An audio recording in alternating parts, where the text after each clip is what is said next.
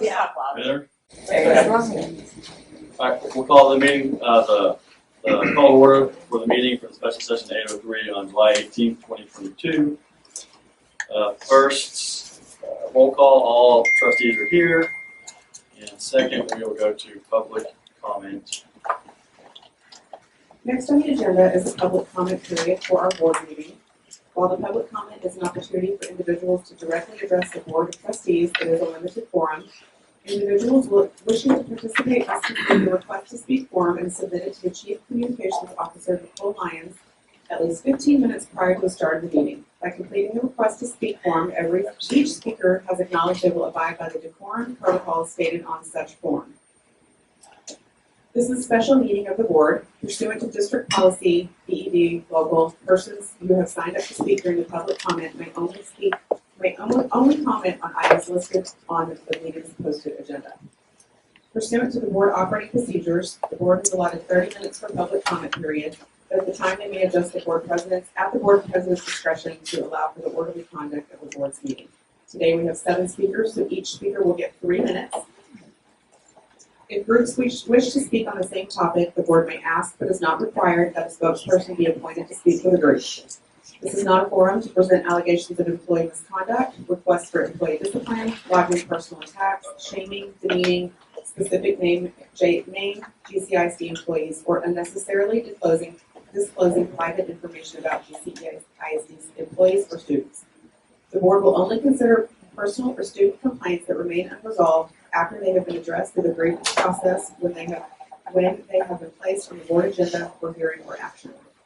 Please see board policies DGBA, F and G, and GF. These policies are designed to secure a prompt and equitable resolution of complaints and concerns by allowing for full hearing or investigation. Each of these procedures allows for an individual to redress grievances with the Board of Trustees. Upon request, our Chief Communications Officer will provide you with copies of these policies, or you can find them online at the district website.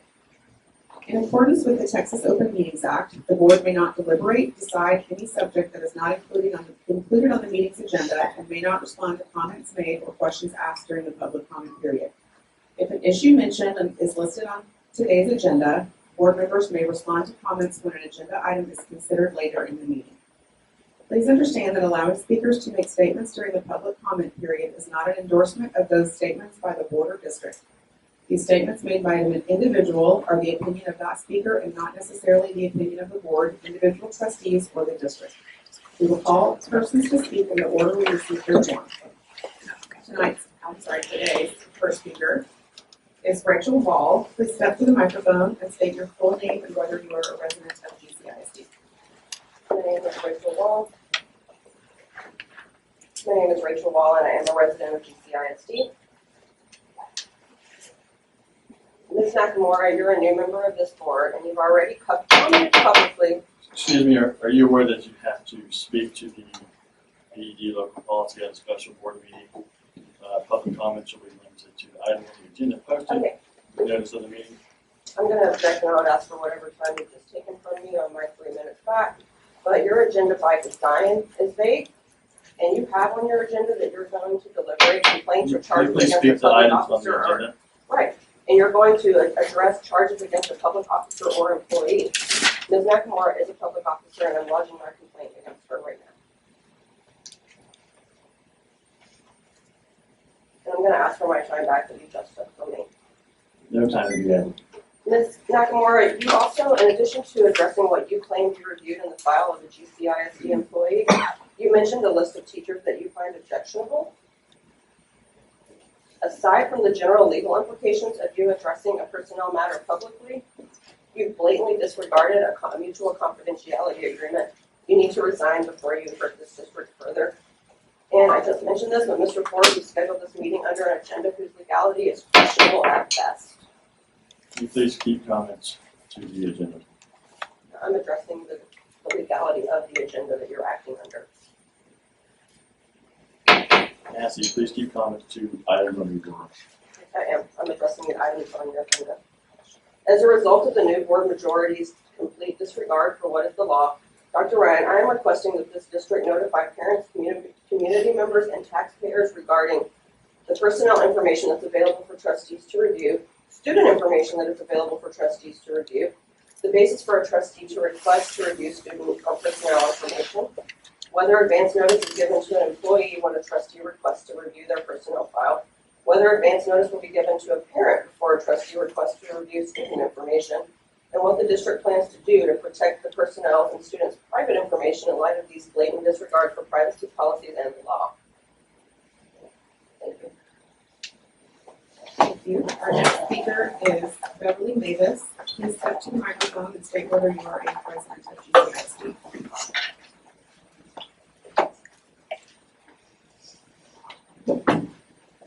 Beverly Mavis, and I live in Collier. My primary concern is the vagueness of the agenda that was posted on Friday morning. I don't know if it's by design or by accident, but there's no way to determine what the actual agenda items are. Upon doing some research, it seems that that is a direct violation of the Open Meetings Act. We can't know what to address if it's not stated in the proposed agenda. And secondly, that has led to a massive amount of speculation by the community, of which I'm sure you're aware, on what the topic will be when you go into your closed session. If it's a topic that most people think it is, there's a lot of call for action to be taken. Not only will this action have cost the district hundreds of thousands of dollars more in both attorney's fees and settlement fees, but it also has besmirched and quite honestly blackened our reputation, not just locally, but nationwide. This has hit major papers, major publications, and it would behoove the board to consider asking for the resignation of the person who started this problem. Our next speaker is Michael Quinn. Please step to the microphone and state whether you are a resident of GCISD. Hi, I'm Mike Quinn and I am a resident. Can you hear me? Our district seems to be doing an awful lot of lawyering up in the past year. I've only been following for last year, so I can only hope this isn't normal. Please speak to that interview, please. Then to talk about legality and officers, and I'm not a lawyer, I'm a computer guy. I can fix your server, but I'm doing the best I can. Okay. I get it, I do, in the world of the narcissist, and we have a couple with name boards in this room. All that matters is they either like me, or if they don't, then they're gunning for me, and they're my enemy. Sorry, don't flatter yourself. Let me be clear, this cult of personality nonsense is hurting our kids. By settling up with an otherwise well-loved principal just to run them out of town, that hurts kids.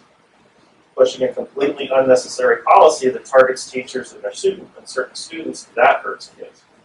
Teachers leaving in droves, no, that's not an opportunity to save money on younger, less experienced teachers that you can stamp your brand on. It actually hurts kids. Enough with the narcissism and the vanity. We know you have a majority now and that elections have consequences. Grapevine didn't show up. I'm going to do everything I can to change that next year. But do your agenda. Take your training, swim in your lane, do your work, but enough with the mistakes and the nonsense. This isn't about you. I don't care about any of you besides your basic humanity. This is about our kids, our teachers, and the paras and admins that make their job possible. Thank you very much. Thank you. Our next speaker is Kathy Ives. Please step to the microphone and state whether you are a resident of GCISD. My name is Kathy Ives. I'm a GCISD resident and a parent. Our new Board of Trustees members have spoken extensively about accountability and responsibility for the actions of trustee members. As best we can tell, we're here to talk this morning about behavior and comments of one of those Board of Trustee members, but again, the agenda has been very unclear.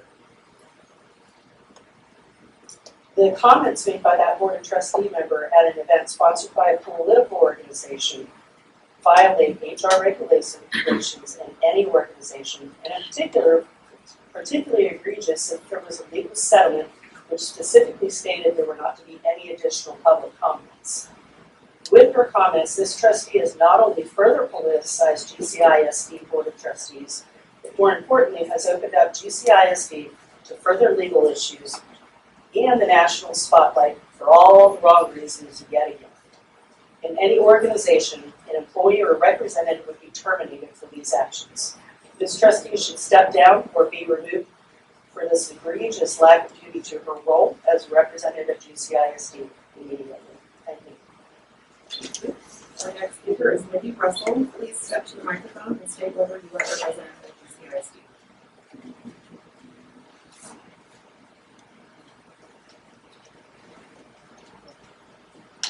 Good morning, GCISD trustees and Dr. Ryan, and yes, I'm a resident. I'm a parent of a 2021 graduate and a current student. I've had at least one child in GCISD since 2008. As a parent in this community, I was deeply concerned to hear a trustee mention in an open forum where I was present amongst her peers that there is a list of teachers that she refers to as poison. When our elected public official says, we have a list, who is the we? Who created this list? What metrics were used to put a teacher on the list? Who is on the list? And what is the plan for this list? Many of our teachers do not feel that they have a voice right now. Many of us with kids in school know this. Therefore, us moms are uniting.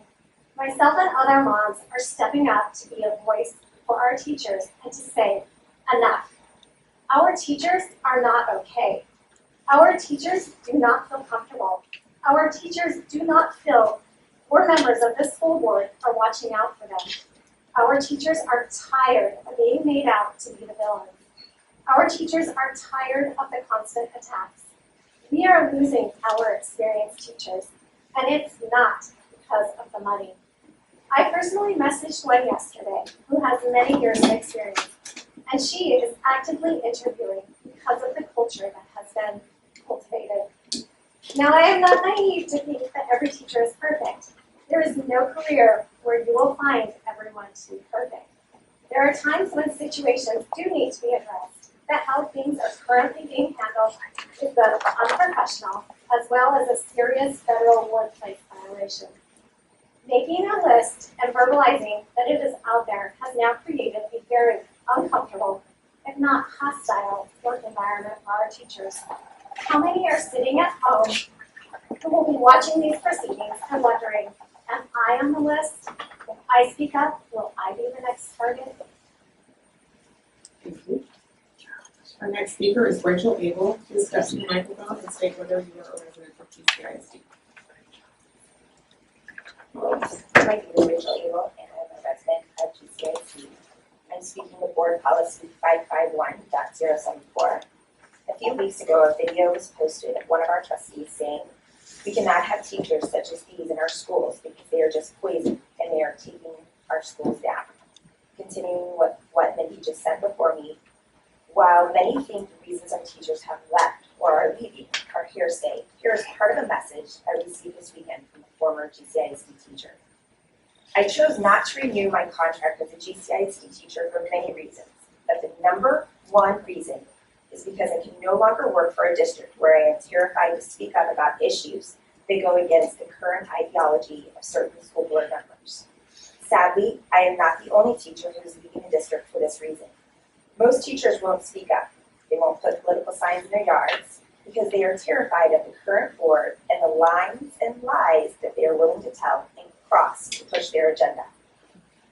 The trustee I referenced earlier very clearly said that they have a list of teachers they are watching. That's horrifying.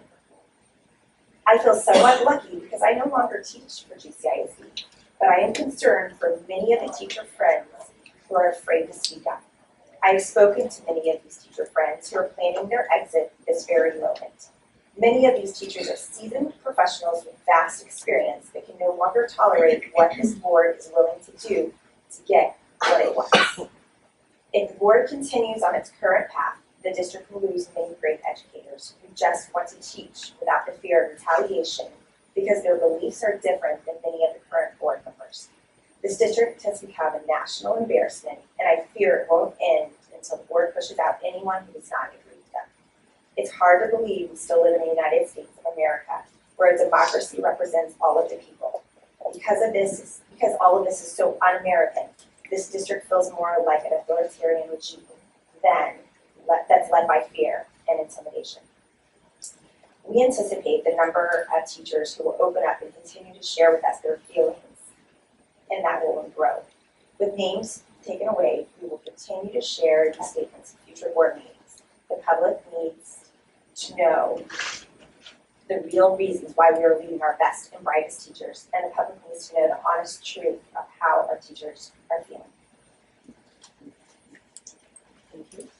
Our next speaker is Laura Trevino. Please step to the microphone and state whether you are a resident. This is our last speaker. Oh, I'll do that whole without microphone. I'm sorry. Laura Trevino. It's okay. Step to the microphone and state whether you're a resident of GCISD. And this is our last speaker. Thank you. Hi, I'm Dr. Laura Trevino, and I'm a resident and parent of GCISD. I want to thank you for this opportunity to speak so early in the morning. As a parent and community member, I watched the saga of our former CHS principal play out last fall. Though I was not happy with the outcome, I had come to acceptance and moved on. This past week, footage of a board member speaking on a panel came to light, indicating what many of us in this community knew, that he was fired for taking a stand against racism. But more importantly, her comments made it clear that it is open season on many of our teachers, and it communicated to them that they do not have the support of their board. With this board member's comments, she has opened up this district to more potential litigation and has put our district in the news in a negative light with headlines like, Texas official admits black principal was fired for being against racism. Given her inability to self-monitor, I would ask for her to resign from the board. As for this meeting, Mr. President, it is unacceptable to schedule an emergency meeting at 8 a.m. on a Monday with no real agenda. Scheduling meetings in an inopportune time to avoid hearing from your constituents is not going to work. You will hear from us and we'll have to be held accountable. Additionally, if you have concerns about the topics and people staying on topic for your agenda, create a less vague agenda and make sure that people understand what we're supposed to be discussing. Thank you. That concludes our public comments. Next item on the agenda, we'll have the executive session. The board will adjourn to close our executive session pursuant to Texas Government Code Section 55.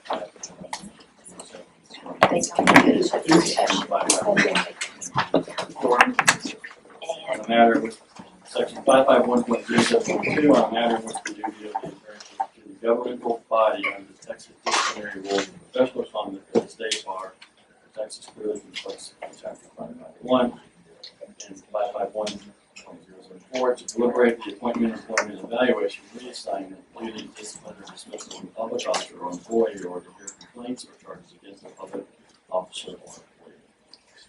We'll go to executive session at 8:21.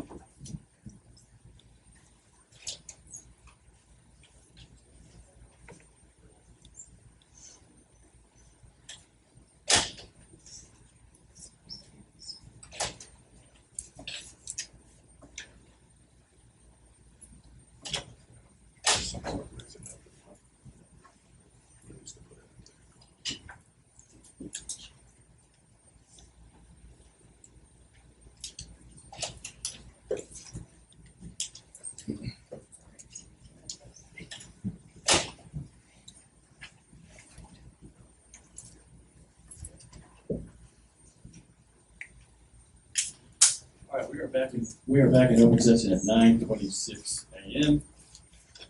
The next item on the agenda is adjournment. Anybody want to make a motion to adjourn? Gordon? Motion to adjourn. Second? Kathy? All those in favor of adjourning? 7-0. Meeting is adjourned at 9:26.